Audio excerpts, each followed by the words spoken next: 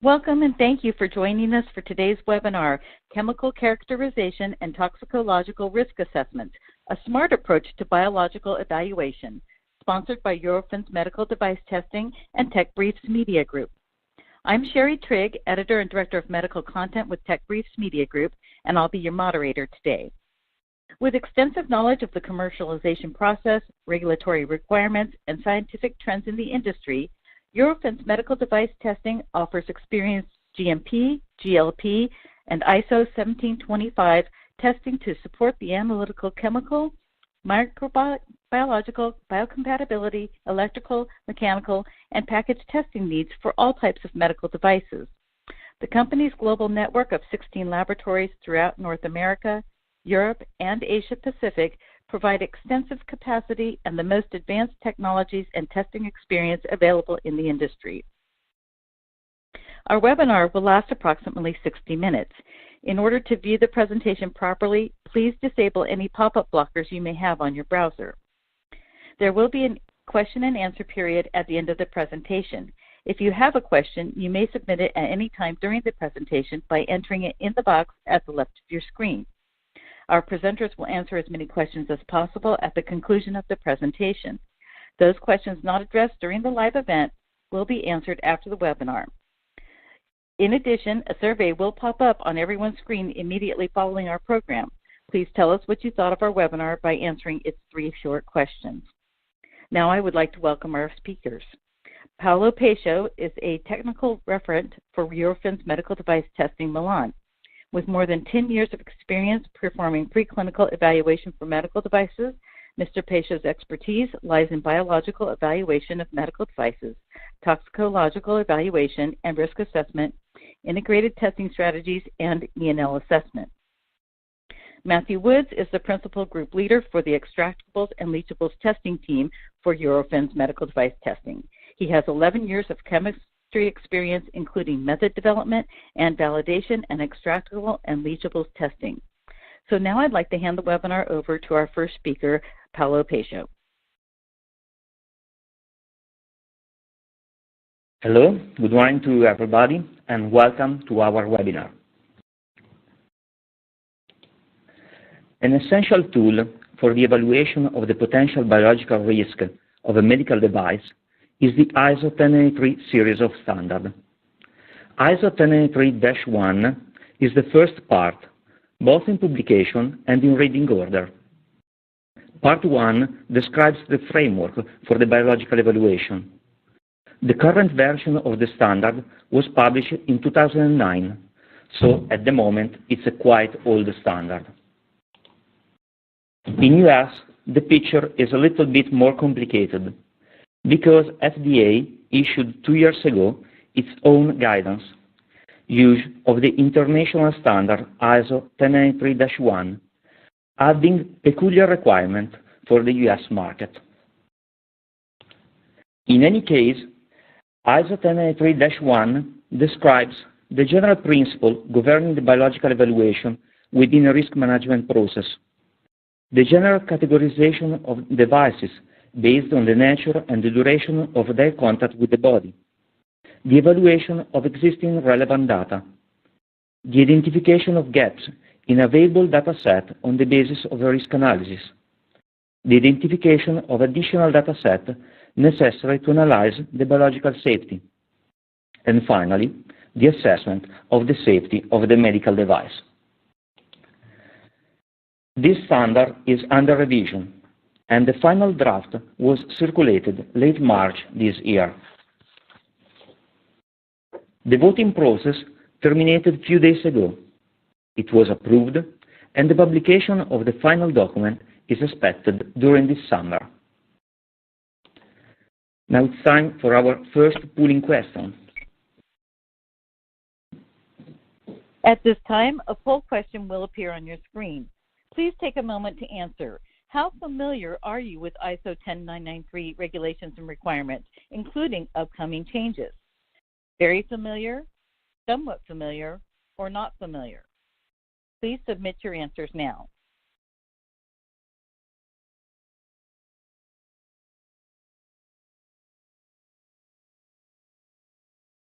Thank you. The results show that most of you are actually somewhat familiar. Now I will turn the presentation back over to our speaker. Okay, thank you. I try to show you some information about the new version of the standard. The entire approach was revised, and we see later on, but the categorization proposed is still the same, considering both type of body contact and duration.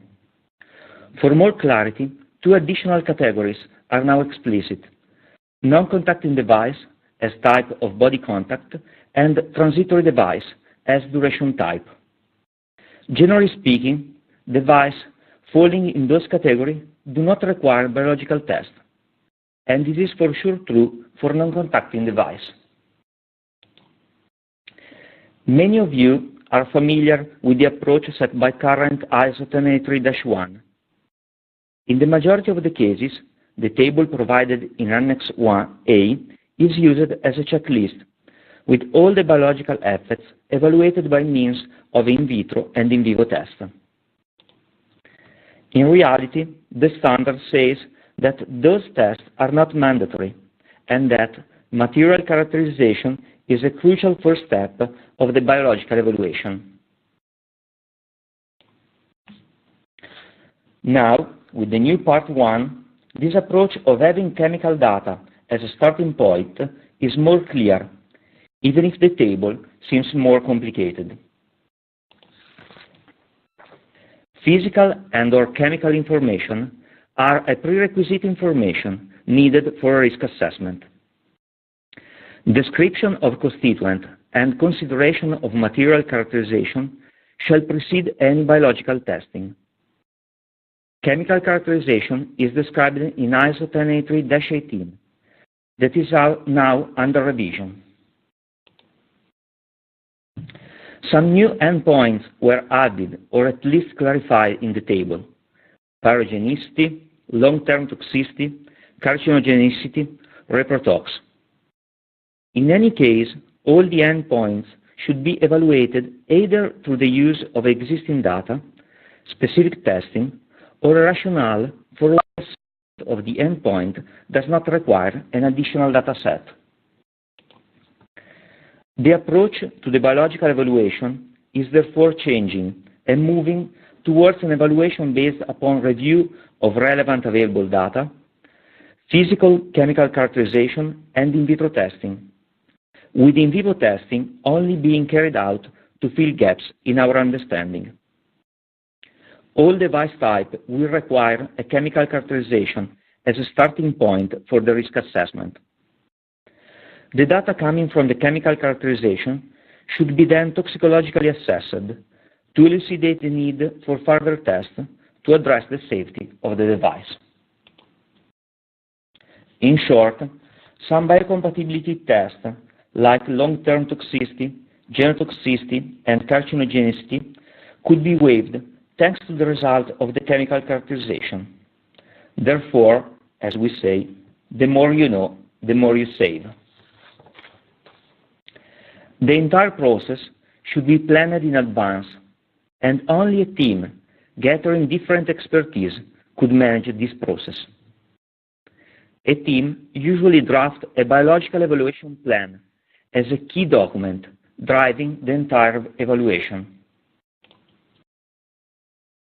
The biological evaluation plan includes arrangement for gathering information, arrangement for conducting the evaluation, including the requirements of any specific technical competences relevant to the technical device, arrangement for review and approval of the plan as a part of the overall design control process, arrangement for review of the final conclusion of the approval of any additional testing required, arrangement for the final review and approval of the outcomes of the biological risk assessment, including the risk control measures.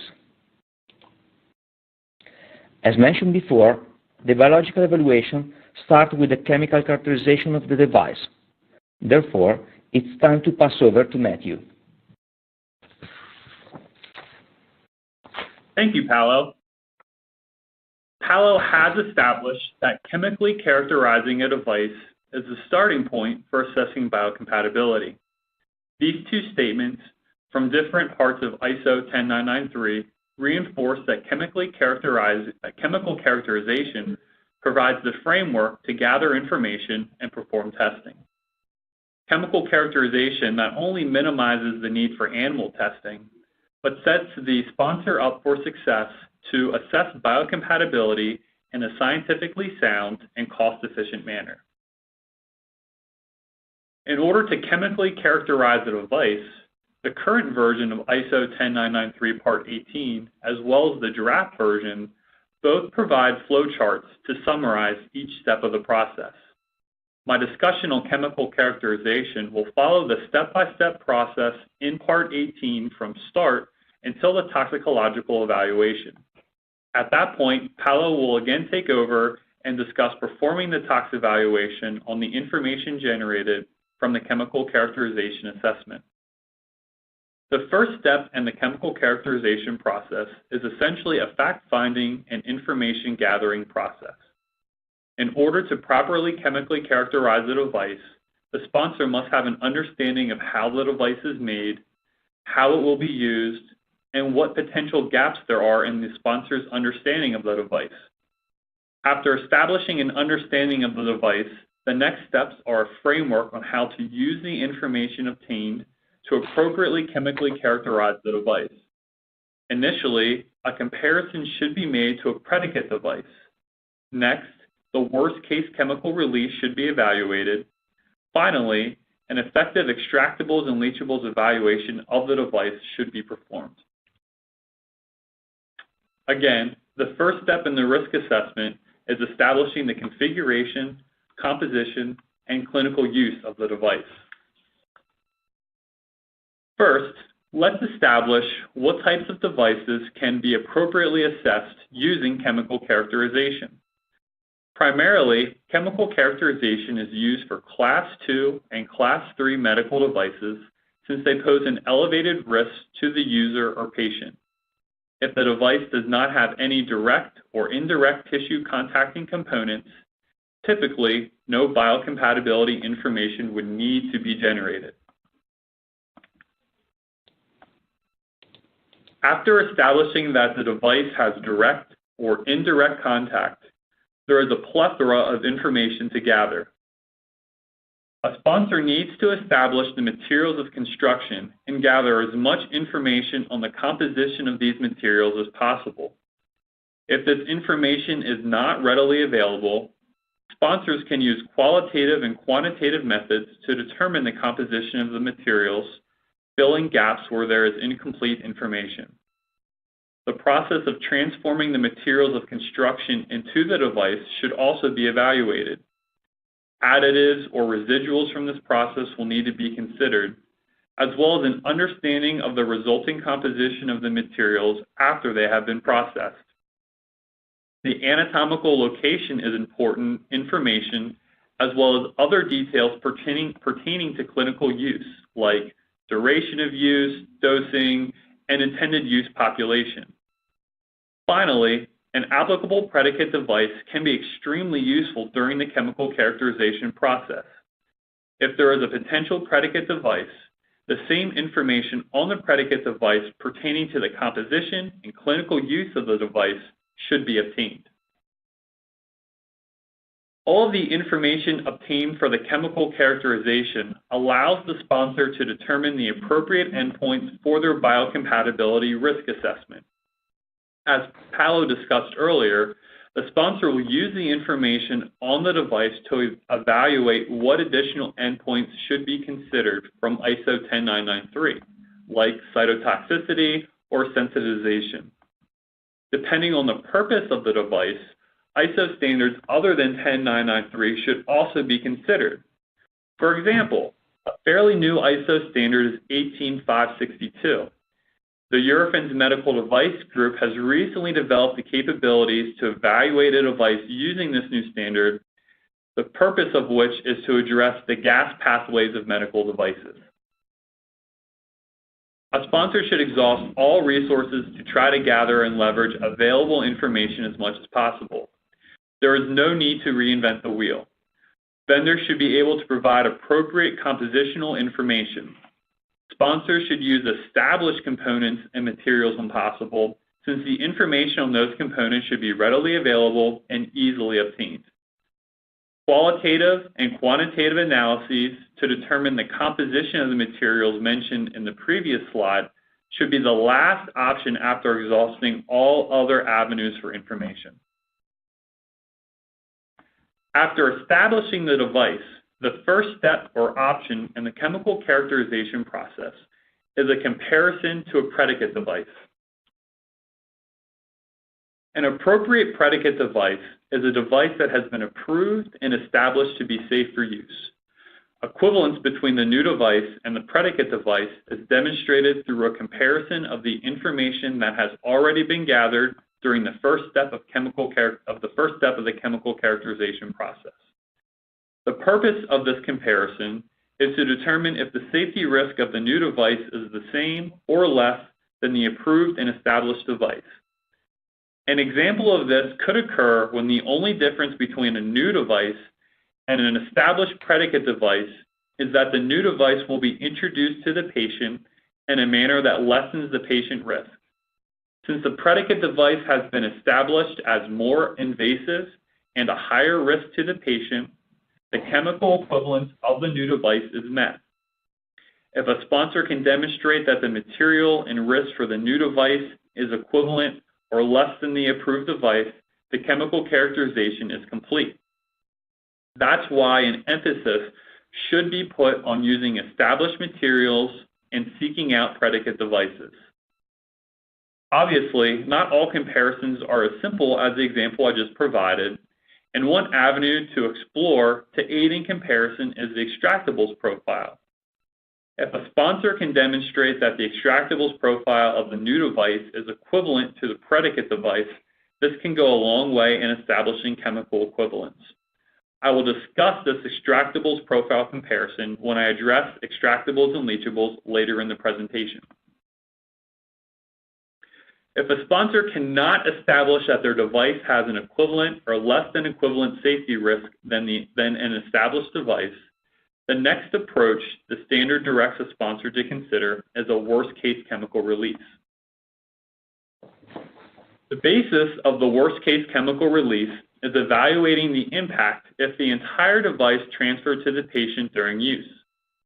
The first step in performing this evaluation is determining the appropriate safety threshold. The safety threshold is based on the threshold of toxicological concern, as well as the patient contacting and dosing information. I will describe how to determine a safety threshold in more detail when I discuss extractables and leachables evaluation. After establishing the safety threshold, the sponsor should then perform an assessment comparing the qualitative and quantitative information on the composition of all of the materials of the device, including the processing materials, against the safety threshold. If the sponsor can demonstrate that even when all constituents of the device are introduced to the patient, there is no safety concern for the patient, then the chemical characterization process is complete. However, if the sponsor is not able to establish that the entire composition of the device is acceptable to the patient, the sponsor should move to the next step of the process, which is an extractables and leachables evaluation. Before I describe how to design and perform an appropriate extractables and leachables study, I'd like to briefly touch on what extractables and leachables are and where they typically come from. Extractables are compounds that can be released from a device under conditions that are at least as aggressive as typical use. Leachables are compounds released from a device during actual clinical use. Because the conditions used to generate extractables are harsher than clinical use, typically leachables are a subset of extractables. Both extractables and leachables are all-encompassing terms to describe many different compounds from many different potential sources with many potential different risk factors. evaluating the potential extractable or leachable compounds is the final endpoint for chemically characterizing a device. When a sponsor designs a study to evaluate potential extractables and/or leachables from a device, there are many options, therefore many decisions that need to be made. The information gathering and risk assessment performed during the first step of the chemical characterization process will go a long way to aid the sponsor in making those decisions.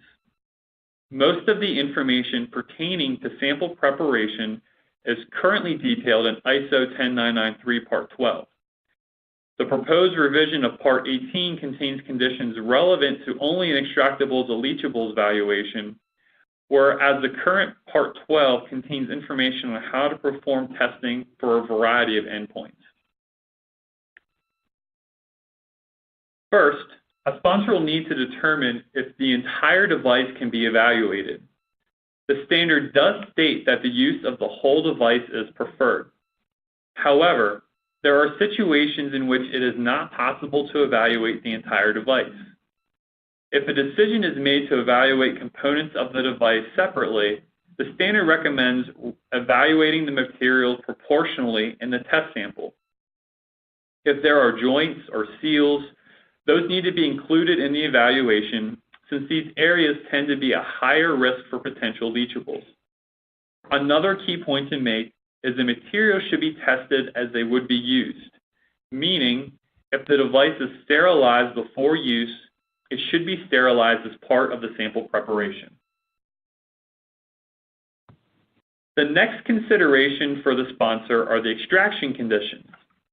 The standard provides 3 different starting points for the extraction conditions: the clinical use of the device and its inherent risk to the patient determine which of the extraction conditions should be used. It is important to pick appropriate conditions to adequately assess the device without altering the device. Devices with long-term patient contact, like an implantable, should be evaluated using an exhaustive extraction. An exhaustive extraction is performed in series and is carried out until the last extraction is less than 10% gravimetrically of the initial extraction. This provides data to show that the extraction conditions have been rigorous enough to pull all potential extractables. Exaggerated extractions expose the device to conditions at least as and typically harsher than clinical use. The standard provides the 4 different conditions listed and also states that other conditions can be used provided that the sponsor provides justification. Important to note, the FDA does not consider 37C to be exaggerated, and there should be justification if this condition is used. Both exhaustive and exaggerated conditions provide a worst-case extractables profile. Exposing the medical device to worst-case clinical use conditions is the final possibility, which is considered a simulation or leachable study. Typically, a simulation study or leachable study is performed when the composition of the device does not allow for exaggerated conditions, or it is performed in conjunction with or after an exaggerated study based on the assessment of the exaggerated study. Another consideration for the design of an extractables and leachable study is solvent choice. The standard recommends using both polar and nonpolar solvents. However, the examples provided in the current standard are not applicable to typical analytical methods used.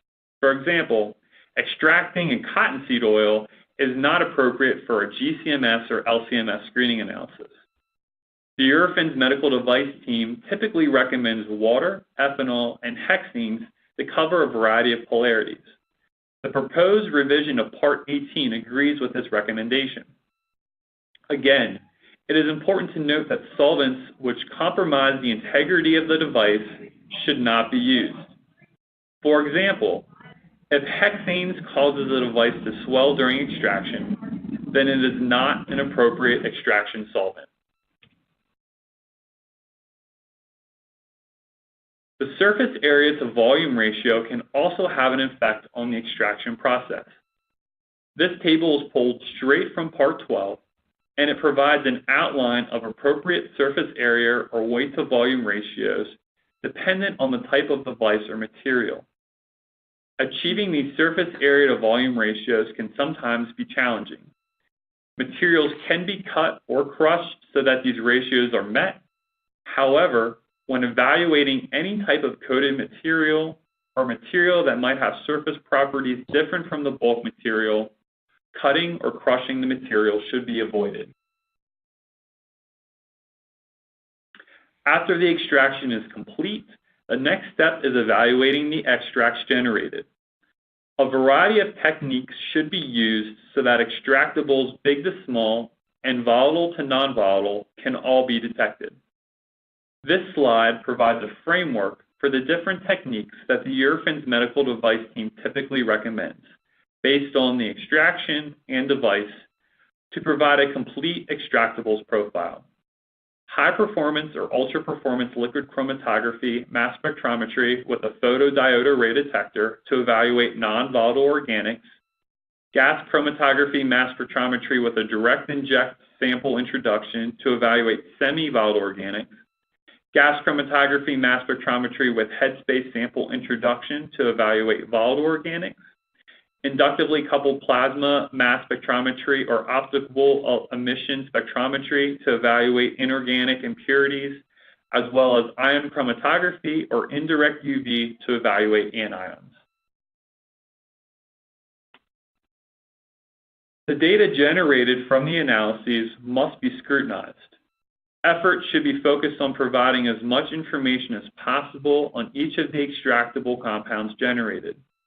For example, the Eurofins medical device team has proprietary databases which combines commercially available databases like the NIST GCMS database with our own information from performing countless studies and evaluating numerous compounds found in commonly used polymers and elastomers.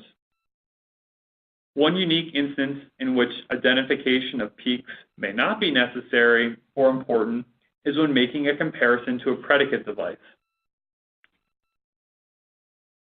As I mentioned earlier, chemical equivalence can be determined through the comparison of the extractables profile between a predicate device and new device. The sponsor can perform the same appropriate extraction on both devices and make a comparison between the extraction profiles. If the profile of the new device is less extensive or the same as the established device, then the chemical characterization is complete. However, any extractable present in the new device at a higher concentration than the predicate or any extractable that is not present in the predicate needs to be evaluated.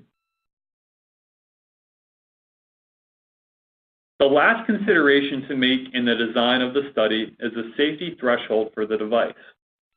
The threshold of toxicological concern is the level in which any chemical will not pose a significant risk. The clinical use of the device will determine the TTC value.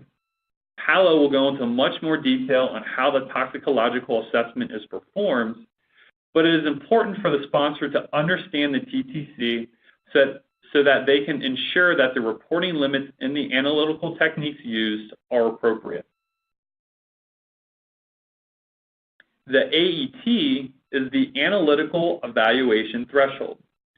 The AET value is calculated by using the TTC as well as the dosing information of the product. Essentially, this calculation provides a concentration cutoff value to be used during the data analysis and interpretation. Compounds with a concentration below the AET are assessed as being safe, even without identification. Compounds above the AET need to be identified and toxicologically assessed.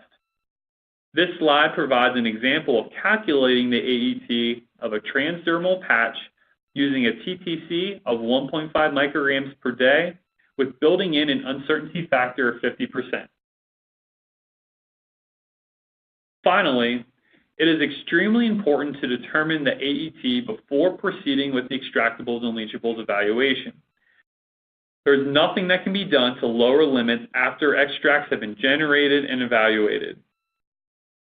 After performing the extractables and leachables evaluation, The next step is to perform a toxicological evaluation, and I'll turn it back over to Paolo to discuss how to perform this evaluation. But first, we have a second polling question pertaining to the toxicological evaluation. At this time, another poll question will appear on your screen.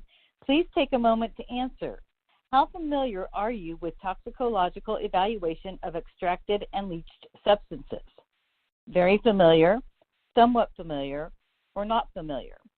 Please submit your answers now. Thank you. The results show that most of you are somewhat familiar. Now I will turn the presentation back over to Paolo.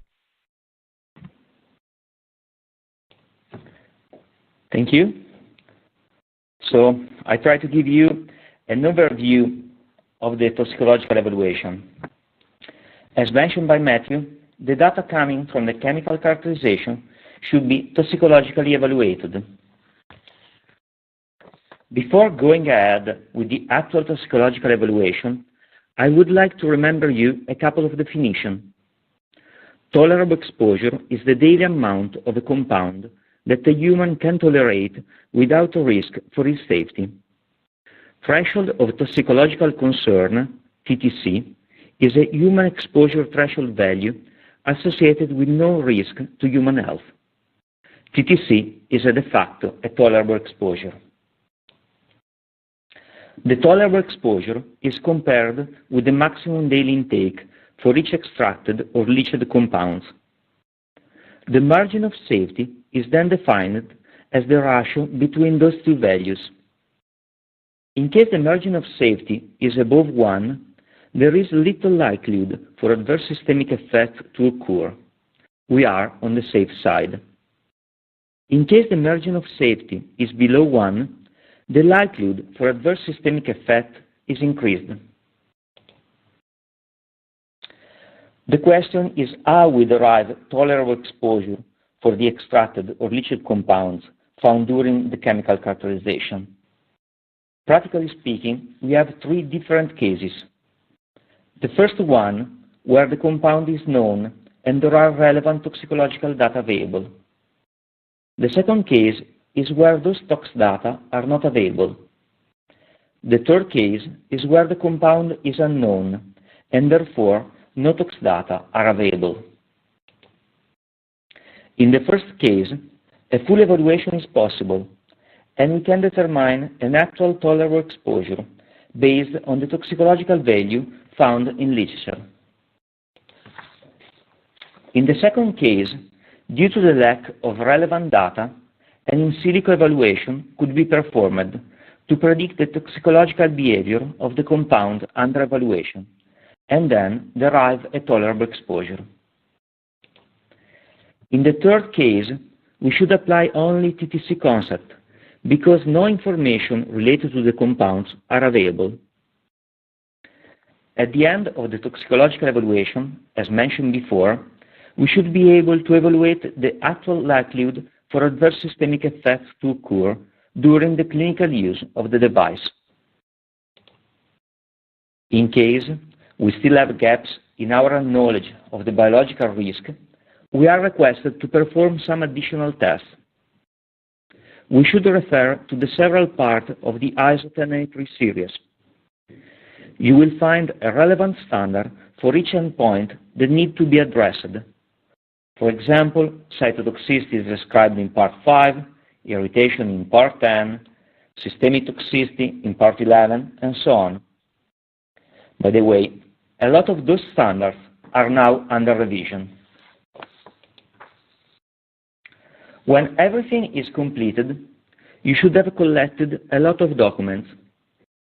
Your documentation for a biocompatibility evaluation should at least include a general description of the device, including packaging, information on constituents, including physical characteristics, description of the manufacturing process, a review of available toxicity and prior use data, test report, a final assessment on the data, and a statement confirming that the risk analysis and the risk control have been completed and hopefully confirming that your device is safe.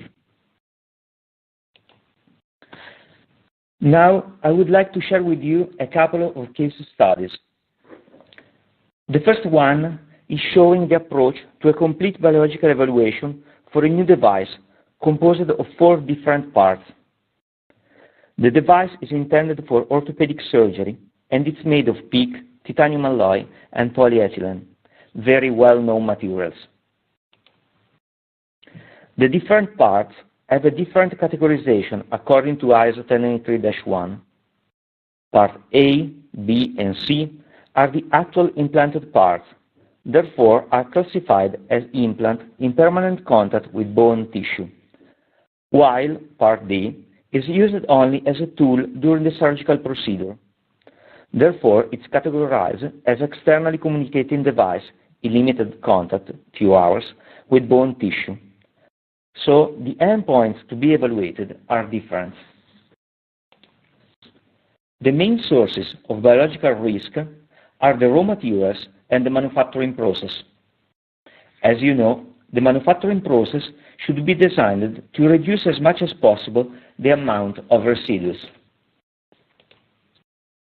The proposed approach is summarized here. First step, biological evaluation plan describing the proposed strategy. The second step is the risk analysis of raw material, including packaging, based on literature research. Next is the risk analysis of the manufacturing process, investigating each manufacturing step. Then, the evaluation of the cleaning procedure that leads to cleaning validation. The fifth step is the main extractable study, using 3 solvent and 50 degrees as extraction temperature, as requested by FDA guideline. The extracted compounds are later on toxicologically assessed, and in case of no relevant concern, only few biological tests are performed, focusing only on acute effects. With everything completed, the biological evaluation report is issued, and at the end, the device can be considered to be safe for its intended use. The second example is related to change management, where a smart approach helped to reduce the number of tests required for the biological evaluation, saving time and money. The device is a transfemoral catheter system composed of an handle and an actual catheter. The change is related to a different material for wire in the expander unit of the catheter. The new material is ultra-high molecular weight polyethylene, and for this material there is a direct contact with the blood for a limited time. The surface area of the specific component in contact with blood is smaller for the new material compared with the old one. We started looking at the composition of the material, and from safety data sheet, it was confirmed that it is 100% polyethylene. As for the previous example, a biological research about toxicological profile of the raw material polyethylene was performed using ToxNet as a starting point. But we have also used other sources dealing with more specific application of the polyethylene in medical device. And you find here some examples. The polyethylene is, as anticipated, a well-known material for biomedical application, with a wide range of use, from orthopedic device, such as artificial joint, to vascular prosthesis. Beside the literature, a lot of biocompatibility data were already available. We got data about extractable profile, in vitro and in vivo tests performed on the raw material. In short, we had a broad spectrum of evidence. Therefore, there was no biocompatibility concern related to the use of this material.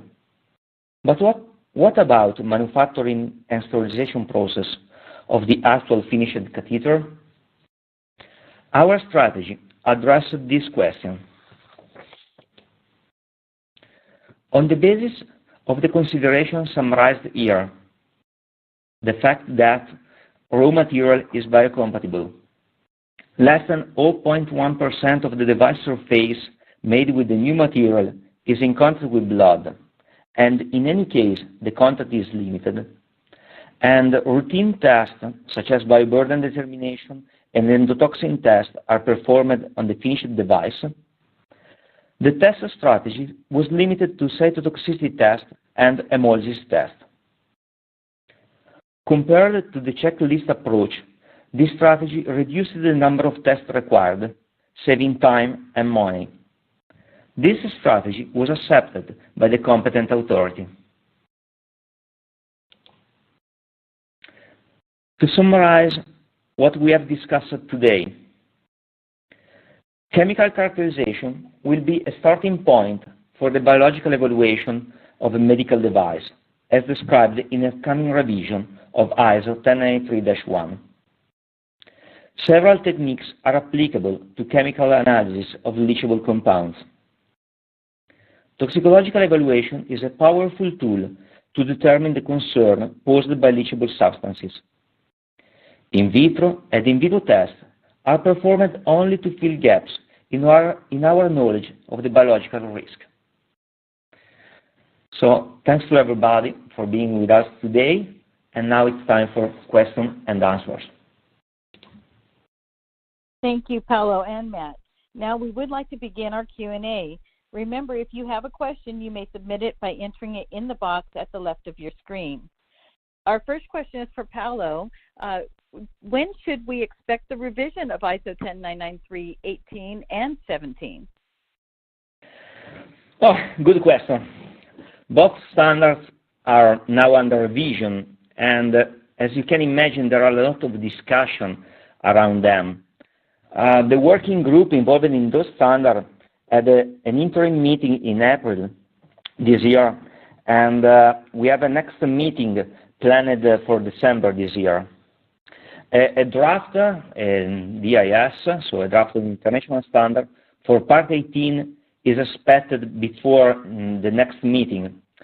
And then the idea is to address all the comments during the meeting in December. For Part 17, we are still drafting a committee draft. But in short, in the best case, we have to wait at least 1 year and a half, 2 years, to have this new standard in place. Thank you. Our next question, actually for both of you, you mentioned gas pathway device. How should we approach the biocompatibility of this kind of device? Okay, let me start. So the ISO 10993 series, as you know, is intended to cover the biological evaluation of medical device. However, gas pathway device pose peculiar risk, and the ISO 10993 series does not address the biological evaluation of those devices in a specific way. So as mentioned by Matthew, we should refer to ISO 18562 series to evaluate the biocompatibility of gas pathway device. The ISO 18562-1 covers the general principle regarding biocompatibility tests. Then we have other 3 parts, Part 2, Part 3, and Part 4, cover specific tests, and I think that Matthew could add something on that. Right, thanks, Paolo. Yeah, I can definitely give a brief overview on the testing in those parts. So Part 2 is a test for particulate matter. Typically, to perform this, or as the standard suggests, is what you want to do is you want to flow air or a specific gas, whatever is used for this device, through the device, and then either through a filter or through a particle counter. And the test is, again, for particulate matter. So there, you're either going to be doing a weight difference with the filters or conversions from the particle counter to determine your particulate matter for that part. Part 3 is a test for emissions of volatile organic compounds. Similar setup to Part 2, where you want to flow air through the device. At this time, or for this test, actually, you want to collect the gas. This is a bit of a tricky part to it. You either want to use canisters or thermal desorption tubes. The standard then discuss how you need to perform a volatiles analysis, and it recommends using ISO standard 16000 part 6 or an equivalent method there to evaluate for volatiles. The last part, part 4, is a standard to test the leachables in condensate. To perform this evaluation, you do an extraction on the interior surface of the gas pathway. Then you do GCMS, LCMS testing for organic impurities. You do inorganic or metal ion contact or inorganic impurities by USP 223. Important to note there that the standard does specifically say that if you do ISO 10993 Part 1, if that's been completed, that chemical characterization, or if you've gone through Part 1, then the Part 4 of this chapter or this standard does not need to be performed, since you've already gone through either the extractables and leachables evaluation or other evaluations that you do not need to perform extractables and leachables evaluation. So that's a quick summary of the 3 parts of that standard where testing is required. Thank you both for those detailed answers. Our next question, Paolo, how can I waive the big 3, cytotoxicity, irritation, and sensitization tests? Okay, very, very good question. We have a lot of discussion about this question. Generally speaking, systemic effects, reprotoxicity, genotoxicity, and carcinogenicity can often be addressed using chemical characterization and the risk assessment approach, as we have seen today, while some local effects or acute effects, such as cytotoxicity, irritation, sensitization, might not be adequately addressed using this approach. And I have to be very honest, and it's quite tricky to waive those big 3 tests using only literature and extractable and leachable data. But of course, we have some parameters that could help. Let me say, starting from the very basic things, pH. In case of very low pH or very high pH, the device is considered to be irritant and therefore cytotoxic. So there is no need to perform this testing. But on the other hand, cytotoxicity is a quick test and it's quite cheap. And sometimes you spend more time to waive this test rather than performing an actual test. But in any case, you should be prepared to handle positive results for this test. For irritation and sensitization, the picture is more complicated and related to the physical nature of the device. It could be a liquid, a solid, a cream. They pose peculiar issues. And you should also consider the contact time and the nature of body contact. Anyway, combining some in silico method, specific threshold, in some cases, is possible to evaluate those endpoints from extractable and leachable data. Thank you. Next question for Matt. Are E&L tests required for all types of devices? Thank you. There's definitely devices out there that are not appropriate for chemical characterization. There was a slide in my part of the presentation that talked about the different classes of medical devices and how typically only Class 2 and Class 3 devices are applicable for chemical characterization. Really, the risk assessment is the big factor here. So devices that have really short duration or there's really low risk factor, example would be a wheelchair or crutch. even though these are classified as medical devices, these will not be a chemical characterization of these devices would not be necessary. There's also some tricky devices that are tricky devices or materials that are classified as a device that are tricky for chemical characterization. An example would be a topical or liquid for a contact lens, things like this, where performing chemical characterization, it's not really applicable, it doesn't really fall, or performing an extraction on that is not really possible or really good science. So there, a list of the constituents of the device would be all that's necessary for this portion of the testing. Great, thank you so much. Our next question, perhaps for both of you, if I have unknowns for identifications, what can be done?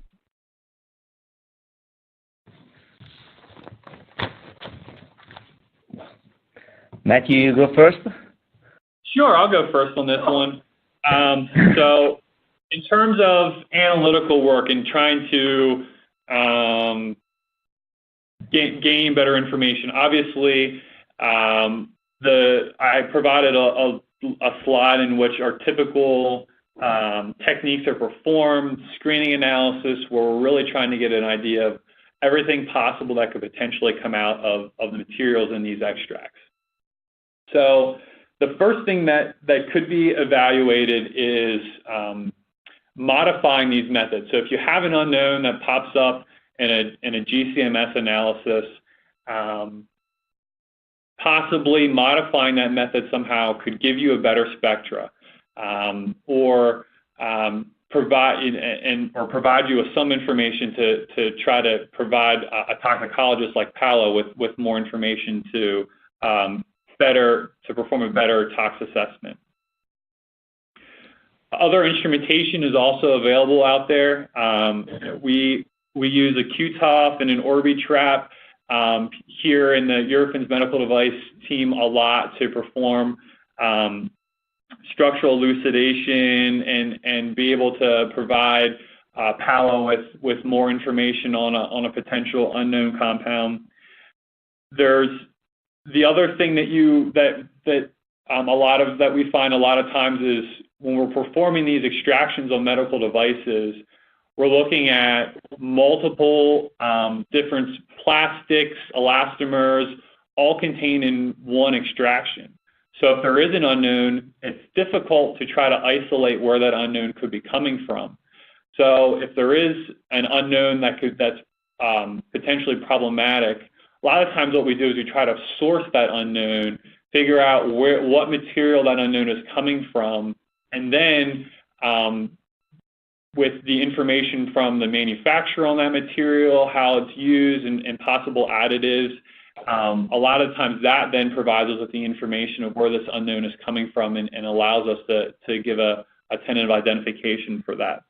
So really, in terms of analytically of how to deal with unknowns, it's really important to talk to experts like ourselves on this and really develop a plan based on the unknown and whatever potential information you have on your material.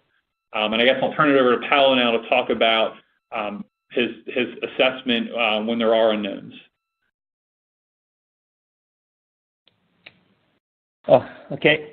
Well, in terms of toxicological evaluation, in case later on, after performing additional chemical evaluation, we have an identification of this compound, we can perform a full toxicological evaluation and determine a tolerable exposure using existing data or maybe using in silico prediction.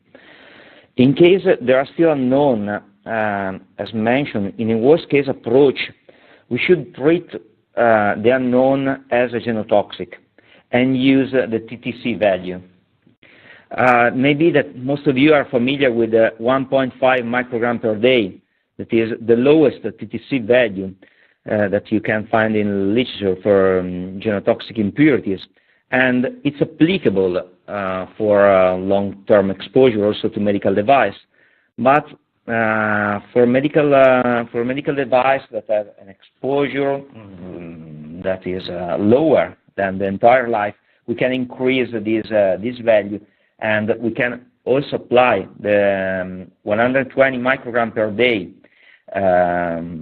TTC value for devices that are in contact with less than 1 month, just for a few days and so on. Thank you both. Our next question, also for both of you, how can we perform a chemical characterization when there is a potential of product anticipated degradation cross-linked hyaluronic acid gel in the extraction vehicles?